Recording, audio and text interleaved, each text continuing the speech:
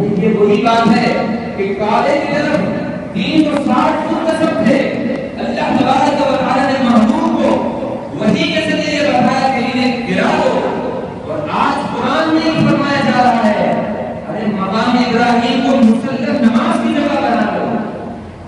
تو وہ بھی پتھر تھے, یہ بھی وہی پتھر ہے, مگر کیا وجہ ہے وہاں روکا گیا اور یہاں انسان کی گردنیں جھک رہی ہیں.